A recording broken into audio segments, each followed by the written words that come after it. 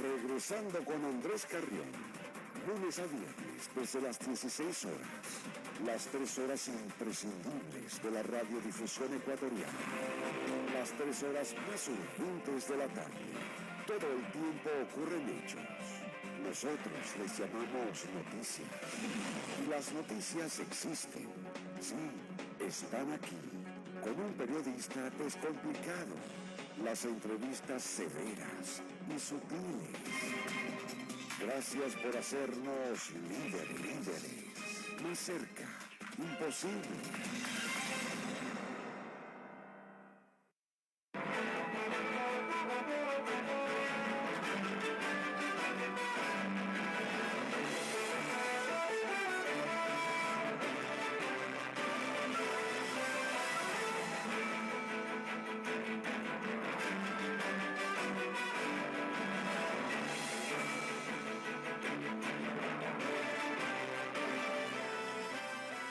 Son las 16 horas con 54 minutos. Hoy en el Palacio Nacional se llevó a cabo la ceremonia de posesión, de modo ya formal, oficial, del nuevo ministro de Agricultura, el ingeniero Eduardo Izaguirre. El ministro de Agricultura ha estado encargado de esa Secretaría de Estado y hoy ya ha asumido de modo oficial, de modo formal, su condición de titular de esa dependencia, de esa Secretaría de Estado. Así que, bienvenido, ministro, gracias por estar con nosotros y vamos a empezar. Pero ¿por qué no empezamos conociendo algo de su vida, de su trayectoria? Yo veía algo de su página, de su publicación en el Twitter, y decía que usted tenía como 25 años en la actividad campesina, rural, agrícola o como quiera llamarse. Cuéntenos, a ver. Buenas tardes, buenas tardes a toda su audiencia. Un honor estar acá primero, ¿no?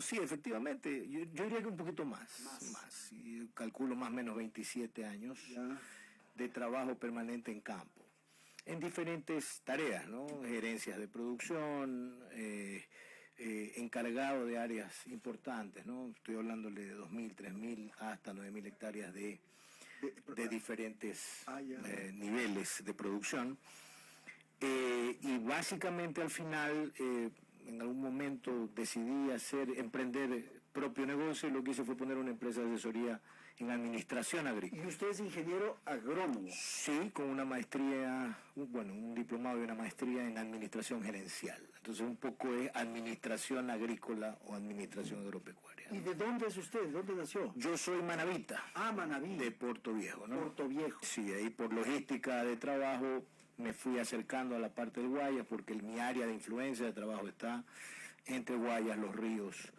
El Oro, ¿no? ¿Y cómo definir Manabí? ¿Qué es Manabí? ¿Manabí es fundamentalmente ganadera? ¿Qué es? La ganadería es uno de los grandes rubros en Manabí. Pero si usted quiere que la defina Manabí, Manabí es un potencial dormido, al que hay que darle apoyo para poder despertarlo. Y creo sería un puntal en la agroproducción del país. Grandes sembríos de café, de cacao. Maíz en este momento es banano no mucho, ¿no? Muy poco en la zona de Calceta, más o menos, sí. Es donde se está trabajando de manera eficiente, digamos, esos cultivos.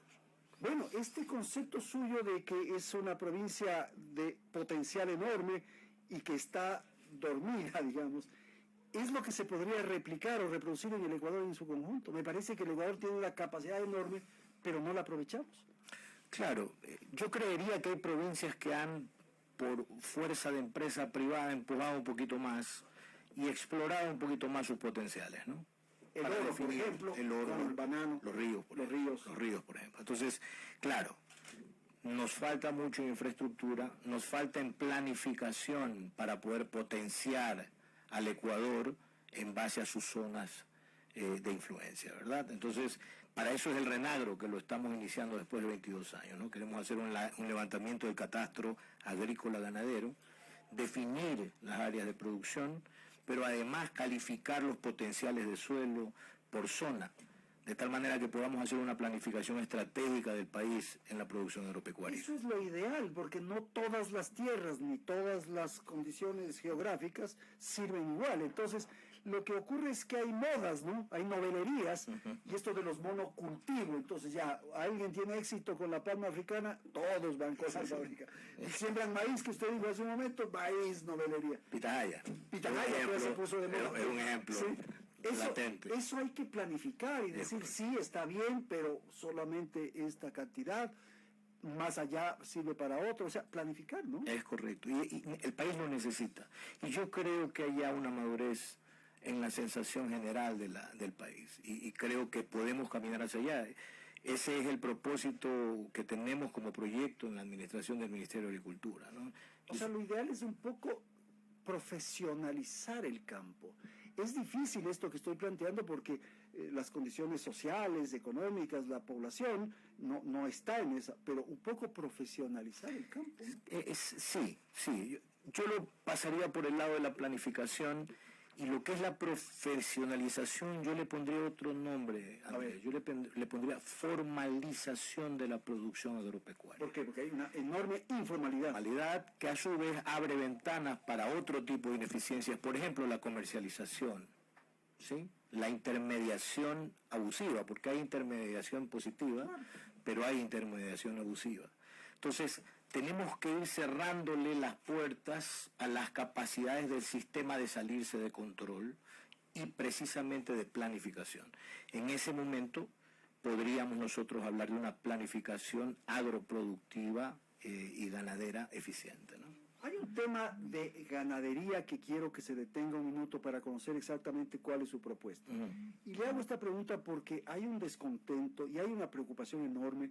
Mucho de esto que le estoy mencionando se produce en la Sierra Centro, que están inquietos por los precios, los productores, los finqueros. ¿Qué está pasando ahí, ministro? Le voy a dar una cifra un poquito general, pero es una cifra contundente, ¿no? Existen más de 280.000 productores de leche en el país, de los cuales el 80% son pequeños productores. Que están en la informalidad. Y gran parte de ese 80% está en Sierra Centro. Claro. Entonces, ¿qué es lo que hemos hecho nosotros? Yo le quiero hacer una precisión. Nosotros tratamos, la política está implícita en cada cargo público, pero nosotros somos técnicos más que políticos. Y lo que hicimos fue un levantamiento y una calificación de los principales problemas, no solo productivos, sino los principales problemas de la ruralidad, ¿verdad? Entre esos, desnutrición crónica, mínimo salario, pobreza extrema, ¿sí? Hicimos ese mapeo y es Sierra Centro. Ahí está Es Sierra Centro. Entonces nosotros lo que hicimos fue volcar nuestro plan de trabajo en un gran porcentaje, porque tenemos que atender a todo el país, entiéndase eso, pero en un gran porcentaje de nuestras iniciativas están en Sierra Centro, porque lo que queremos es precisamente estructuralmente solucionar el problema de esos pequeños productores. Y estamos trabajando inicialmente en incentivos que son inevitables cuando usted encuentra esa realidad, pero estamos trabajando a la par en las soluciones estructurales que pasan por precisamente recortar las cadenas de comercialización, quitar el intermediario en lo posible para hacer una relación directa del productor con el comercializador final, lo cual garantizaría un ingreso mucho más importante para estas familias, de tal manera que pudiéramos ir cambiándole su realidad y su calidad de vida, ¿no? Pero, por ejemplo, ministro, en la leche, existe ahí una tensión, una dificultad entre los productores y quienes llevan adelante actividades industriales, y están en tensiones, como digo. Entonces, el precio me parece que es lo fundamental, lo básico. Sí, pero si usted no quita el intermediario, que es el que hace la conexión, a veces inescrupulosa, entre el productor de campo y ese industrial, usted está dejando al productor sin la capacidad de ese margen de ganancia. Entonces nosotros lo que estamos trabajando es en una relación directa con ambas partes, con los dos extremos de esa cadena productiva, para hacer planificación desde la ruralidad hacia afuera. ¿Sí? Ahí le dejo una gotita, se llaman Centros de Desarrollo Productivo Agropecuario, Promovidos por el Ministerio. Y que esperamos construir el primero ahora en marzo. donde Pero estamos... eso debería ser una iniciativa de las empresas, de las industrias. Ahí es donde yo le digo que es necesaria la intervención del Estado al inicio. Para. Porque estos centros de desarrollo van a ser de propiedad del ganadero pequeño, de las asociaciones, no van a ser de propiedad de la industria. Porque antes era muy interesante, yo veía, y yo no tengo nada que ver con actividades de ese orden, pero se veía, por ejemplo, la Nestlé tenía unos centros de acopio y eran muy activos en eso, ¿no? Sí, correcto. Pero esos son centros de acopio que finalmente no eran de propiedad del productor. No, pues. Eran dados en comodato, dados en arriendo, Sí. y que muchos de ellos, para pena del Estado, que fue quien invirtió, tenemos nosotros ahí un 80% de inutilización. Tenemos infraestructura botada. Que quedó botada. Tenemos infraestructura que está en manos de gente inescrupulosa. ¿Me explico? Tenemos que cambiarle la visión. La infraestructura debe ser de propiedad de la asociación, ¿sí? Con una garantía de contrato de venta, Claro. que es lo que hemos hecho nosotros en este momento. Hemos anexado a la industria con el centro de desarrollo para que haya contrato de largo plazo. ¿Me explico? Había otra dificultad que era la del suero, ministro.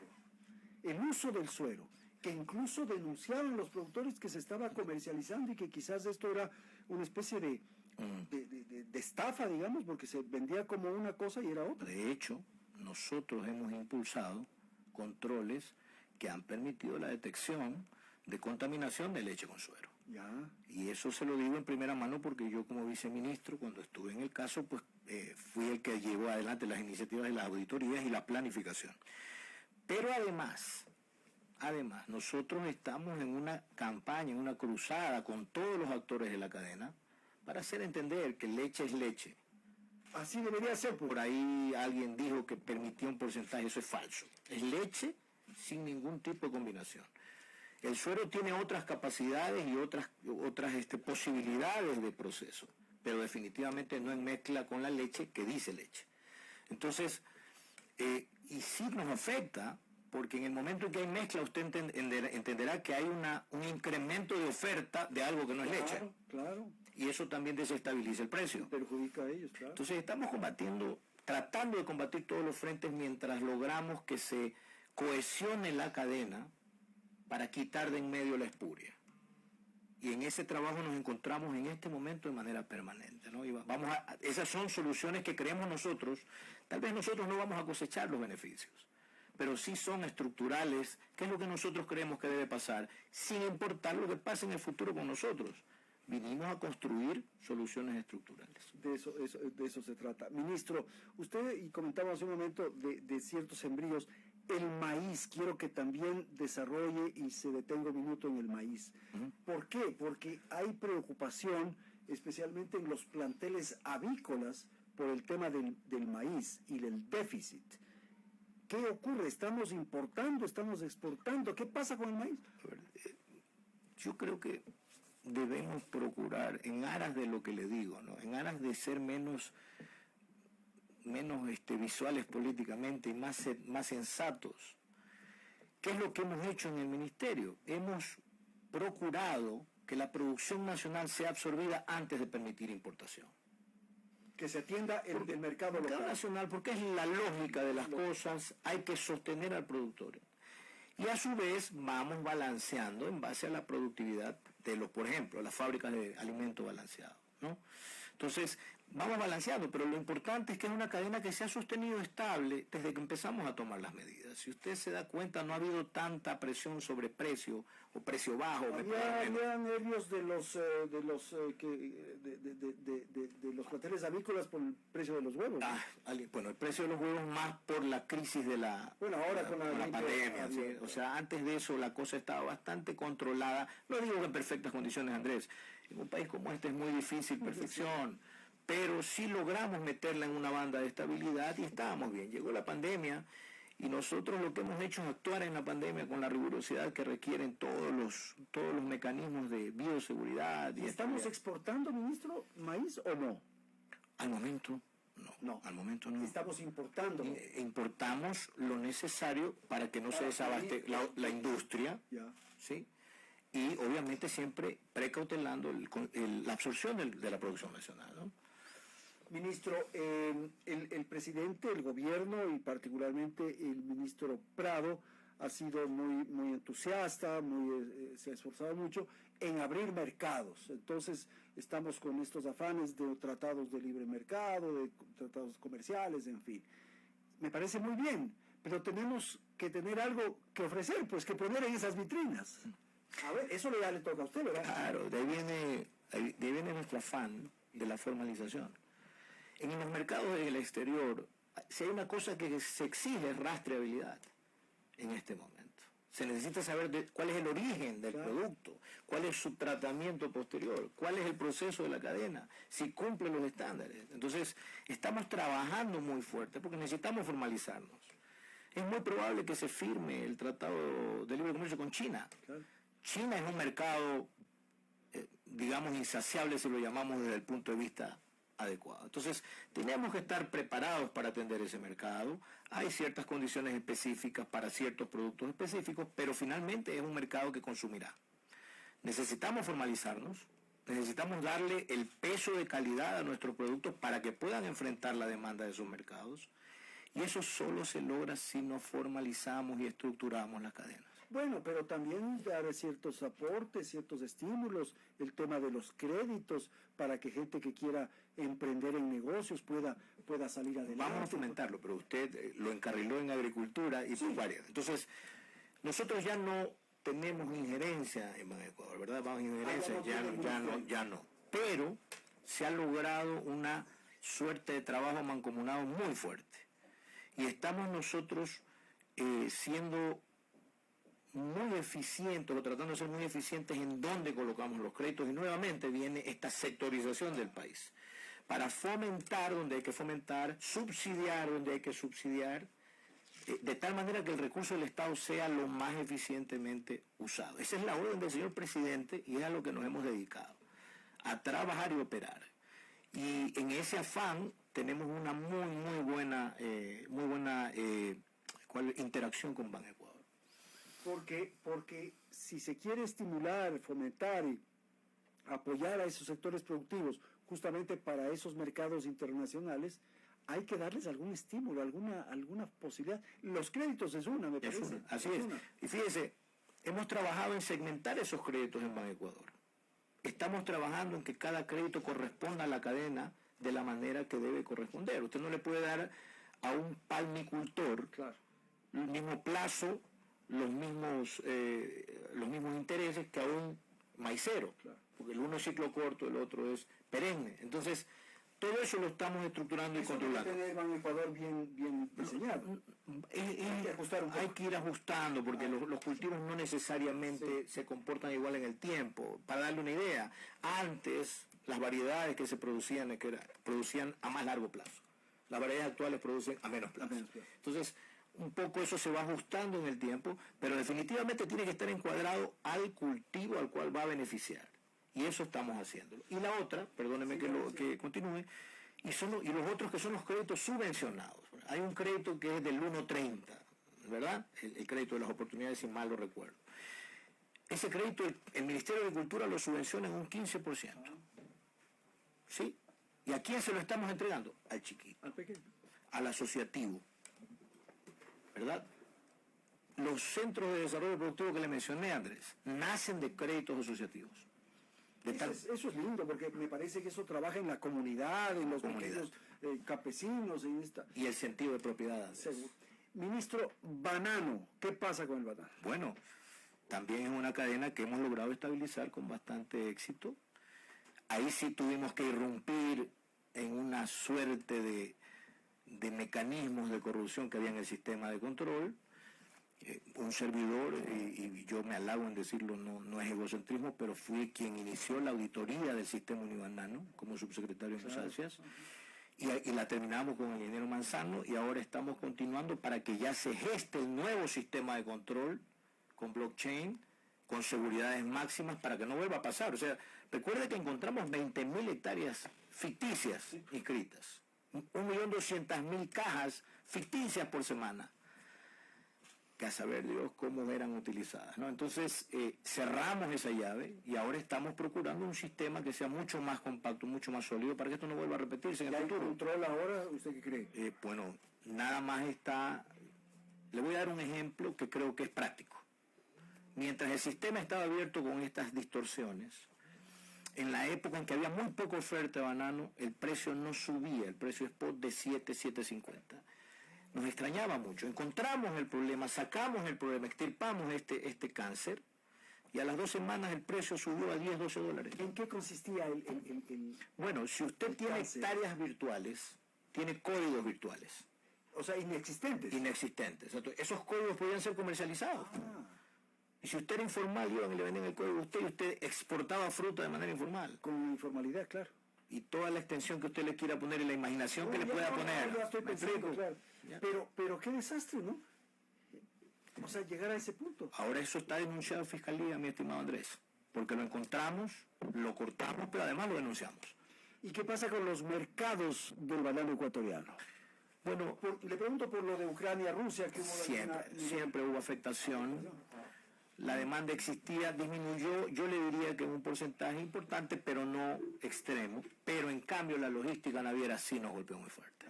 Los contenedores, Los barcos, las rutas se encarecieron de manera extrema y lamentablemente las navieras no tienen un control a nivel internacional y mundial. Básicamente se manejan solas. Entonces, muy poca incidencia nuestra ahí, ¿no? Pero estoy hablando de 300, 400 y 500% de incremento. Ministro, hay otros productos que requieren también una definición, porque en esta primera presentación que usted está haciendo yo quiero topar varios asuntos, porque resulta interesante saber cuáles son sus líneas maestras. ¿Qué ocurre con café y cacao? Potenciales siempre, son potenciales, pero son cadenas que fueron de alguna manera dejadas a un lado en la medida que el precio evolucionaba para hacia arriba o hacia abajo. Pero ambas tienen un gran potencial. Pero tenemos que darle a esas cadenas la calidad, la rastreabilidad, el tratamiento, la asistencia técnica para que las variedades que se siembren sean las requeridas y las que potencialmente el mundo espera. Y a las que son nuestras variedades, darles otra visión. Es una visión de especialidad, ¿no? de una suerte de delicatessen, un producto propio de este país con todas las características y riquezas que tiene por su clima y venderlo como un producto especial. Entonces estamos trabajando en los dos frentes, ¿no? Tenemos muy buena tratativa con la Unión Europea. Bueno, es que tenemos muy buenas calificaciones, ¿no? Totalmente. Especialmente que el cacao. Y cacao, por ejemplo, exportamos hace poco el primer cacao libre de deforestación desde el Ecuador. Y ya tenemos un mercado allá que está siendo atendido por desarrollos de este tipo. Entonces, hay que dividir la producción, la que es en volumen sí. y la que es especialidad. Calidad. Eso. Entonces, estamos en esa 5 tarea. estrellas, pongámosle. Es correcto. Ministro, ahora lo que hay que dar es de comer al país, al pueblo, a la gente, a nosotros. Sí, correcto. ¿Qué está ocurriendo con eso? Bueno, nosotros tenemos una subsecretaría de Agricultura Familiar Campesina. Hace un momento le toqué el tema de los centros de desarrollo productivo agropecuario. Estamos formalizando las cadenas de agricultura familiar campesina, estamos estructurando las producciones de agricultura familiar campesina para que sean el abastecimiento de la seguridad alimentaria del país.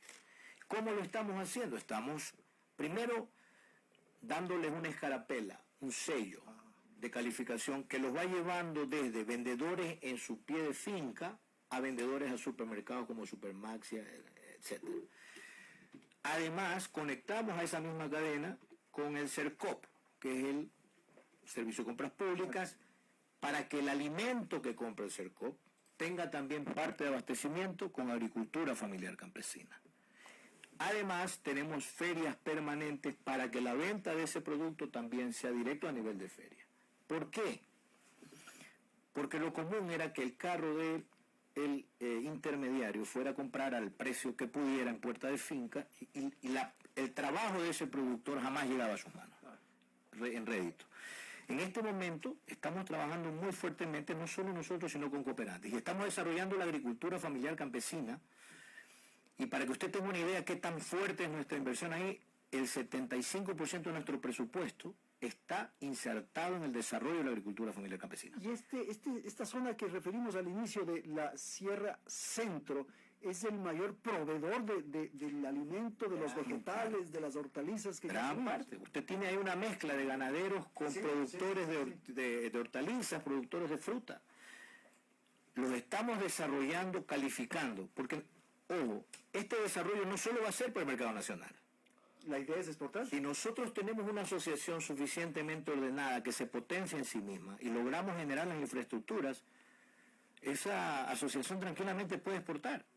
Y en este momento se están desarrollando productos como, por ejemplo, el chocho.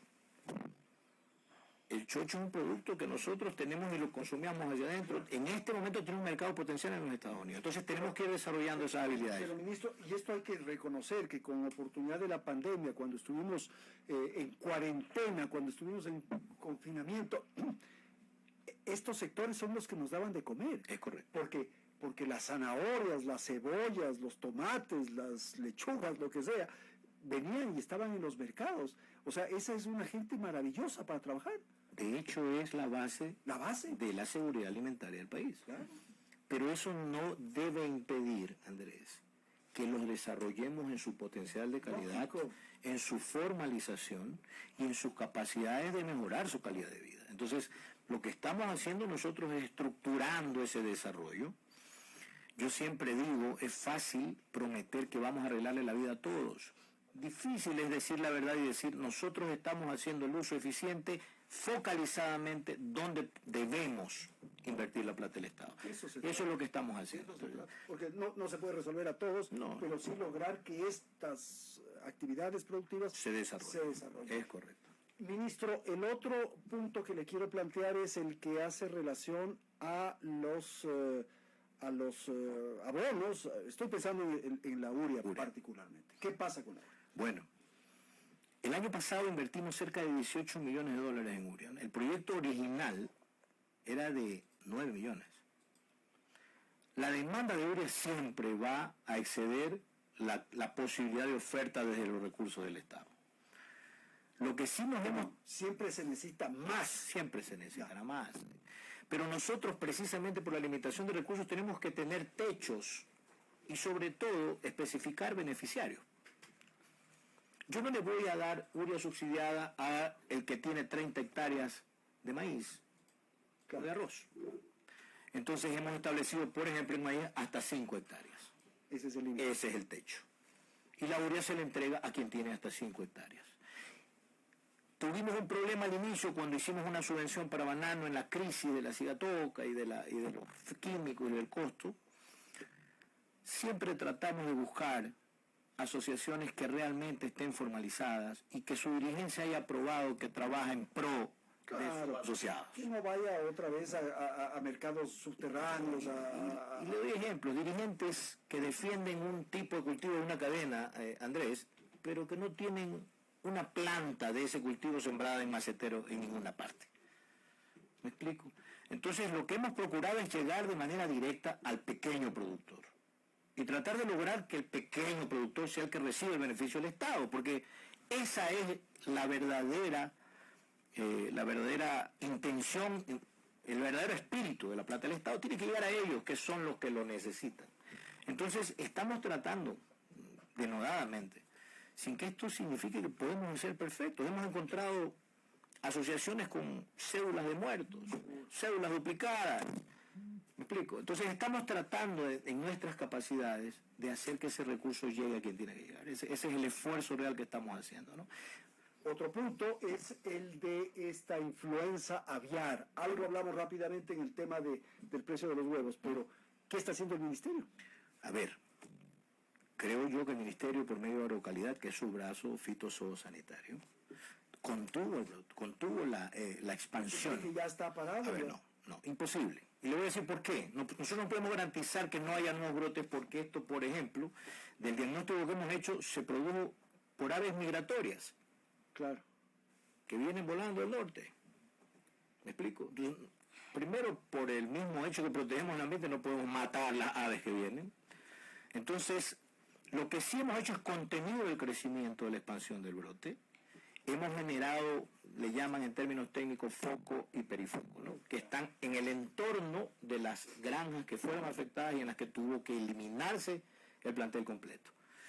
Pero nosotros, como somos un ministerio técnico, no nos podemos quedar ahí, o sea, le mato las aves y ahí espere. No, no es así. Entonces nosotros lo que estamos haciendo nuevamente, para los pequeños, generando ya un proyecto que en el lapso que se termine la cuarentena de sus granjas, les permita dar un incentivo monetario que les va a permitir comprar las aves nuevamente, reponer, alimentar esas aves, tener un sistema de bioseguridad, desinfección total de los galpones o de las granjas, además de vacuna.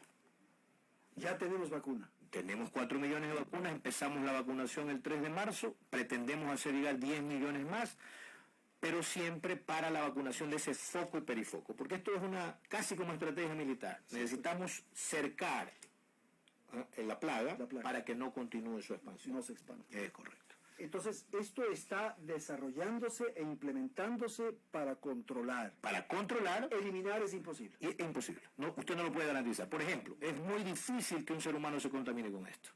Pero una niña terminó contaminada, sí, pues, pero porque fue a coger un ave muerta en un traspatio que estaba contaminada.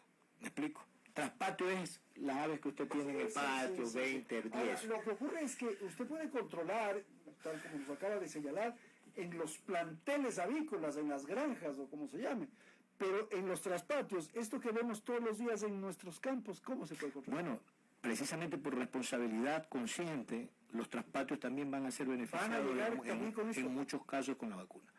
O sea, el campesino que tiene una gallinita, unas gallinas... Vamos a tratar de llegar lo más profundo que se pueda. Pero no se puede saber exactamente la población de aves en el país, es imposible. Es imposible. Yo le puedo dar unos datos aquí que tengo, por ejemplo, son 263 millones de pollos de producción de carne de pollo. Pero ellos son los que están registrados. Están ahí, los que son, digamos, lo hemos tenido en el radar por formalización, levantamiento, ¿sí?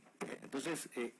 pero nuestra obligación es ir al frente, detener en lo posible el crecimiento de la plaga, porque necesitamos garantizar la producción. Es la principal proteína consumida por el ecuatoriano, y eso la más barata. Los expertos, los técnicos, que era fundamental, por ejemplo, para esta campaña que tiene el gobierno para la lucha contra la desnutrición crónico-infantil. Sí, les podría dar un huevito a cada niño en el diario. Hay una intención y es una orden también del señor presidente, esta interacción de los ministerios, ¿no? Y creo que una muestra va a ser precisamente en este centro de desarrollo productivo que le estoy anunciando, donde van a estar. Ministro, y ahora el tema del contrabando. En huevos hay, en maíz hay, en leche hay. Mire, todo producto agrícola en frontera tiene ese riesgo. Hay unos más, otros menos. Suero, leche, sale o entra. Entra. ¿Me explico? Claro, lo más grave para nosotros es que entra. ¿Sí? Y daña el mercado. Y lamentablemente todos participan. Alguna vez usé una frase que fue muy duramente criticada.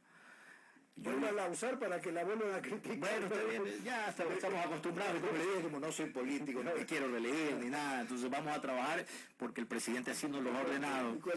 Que todos han bailado el baile. Por ejemplo, en Manano, con estas hectáreas virtuales. Tiene que ser así. Eso contamina toda la cadena, voluntaria o involuntariamente. ¿Me explico? Entonces, esta es una situación, yo siempre cuando doy algún discurso o hablo en público, Andrés, yo recalco que la solución del país no está en el gobierno, en las instituciones, en las asociaciones, está en la idiosincrasia del país. Somos nosotros los que el país tiene que decidir cambiar. Habemos unos pocos, el otro día me dijeron el ministro Boy Scout, habemos unos pocos que queremos, estamos aquí enfrentando las cosas porque queremos hacer patria. El problema del Ecuador, nos salimos un ratito para hablar en general, el problema del Ecuador es ese, el problema es de conductas, de valores, el tema moral, los aspectos éticos, ese es el tema. Así es, ese es el tema. Correcto, Andrés, y la gente como usted, como yo, por eso le decía, sin ningún tipo de intención, es que yo lo he admirado a usted, porque usted es frontal. La frontalidad en este país se ha perdido. y es más, se considera ofensiva. Sí, pues. Entonces, Ministro, ayer un fuerte aguacero, me acordé por lo que usted me dijo de Manaví, en Chone. Sí. El problema de las lluvias, ¿qué reporte tiene, qué información? Bueno, ¿Va a ser un niño? ¿Vamos a tener problemas? ¿Qué ocurre? verá, por haber estado inmiscuido en agricultura durante tanto pues. tiempo, yo le digo, los últimos 5 años han sido totalmente aleatorios. Más bien buenos inviernos, ¿no? Negativos. O sea, ¿sí? a ver, por ejemplo, le voy a dar un dato. Los inviernos anteriores las lluvias han sido buenas, pues. No de magnitud de... No, pero en cambio las temperaturas han sido bajas. Pues. Ah. Y la radiación solar baja. Entonces usted puede tener agua, pero si tiene frío en un cultivo como banano, en un cultivo como cacao, y no tiene radiación solar y no tiene temperatura, Claro. retrasa el proceso fisiológico, biológico y productivo de la planta. Tal es así que las curvas de producción de banano, en este caso de emisión de bellotas o floración, se fueron a pique y se aplanaron el último mes del año y los 2 primeros meses del siguiente. Entonces, todo ha sido afectado. Pero eso, por ejemplo, la gente, eso es técnico. Eso es más bien por la nubosidad, por la falta de luminosidad, porque la temperatura estuvo siempre 1 o 2 grados por debajo de la normalidad. Hacía frío hace poco en la 4 o 5 años en que tuvimos eneros y febreros que no eran comunes para nuestros inviernos, ¿no? Entonces, eso es técnico, eso lo entendemos, claro. es correcto. Pero entonces este invierno usted no lo llega a calificar todavía como niño. Yo todavía no. Usted y yo vivimos inviernos realmente contundentes en nuestro país. No, y inviernos y lluvias tremendas. Tremendas. Entonces, la verdad es que ahora nos asustamos. Chone era siempre que se desbordaba. Por favor. Entonces, yo le diría, mire, voy a ser atrevido en esto que le voy a decir. Yo creería que se está normalizando el invierno que conocíamos. ¿Me explico? Hay algo de temperatura, hay algo más de lluvias fuertes, que era lo común febrero, marzo y abril, si usted se acuerda. Claro. Entonces un poquito más bien estamos regresando a una normalidad que no teníamos. No, acá en la sierra, por ejemplo, era lluvias estos meses, abril aguas 1000, mayo hasta que se rompe el sayo, y eso será... Qué bueno, estamos hablando entonces... Somos de la misma generación. Eso es todo, mi estimado Andrés. Entonces, más bien yo diría que estamos tendiendo a una normalización del invierno que conocíamos. Ministro, se me quedó en la cabeza el tema de la pitahaya. ¿Qué estará pasando? Hay unos sembríos que son hermosos, ¿ah? Sí, ¿no? Lindos, porque han hecho unas instalaciones... Tecnificación muy buenas. magnífica. ¿Qué estará pasando? Es sencillo, es una cadena nueva Y se puso... que no está regulada y que sencillamente está en libre mercado. Y lo que está haciendo es tratando de madurar sobre la celeridad de la siembra y estamos empezando a conocer las curvas. ¿Cuál es la curva de demanda? ¿Cuál es la curva de oferta? ¿Cuál es la curva de transición entre la una y la otra? ¿Dónde conviene producir más? ¿Dónde menos? Entonces, tenemos que conocerla. Y eso es pensando un poco en exportar. Totalmente. Todo, ¿no? Y China, me parece que ese es el Totalmente. Ministro, reforestación. Permanente.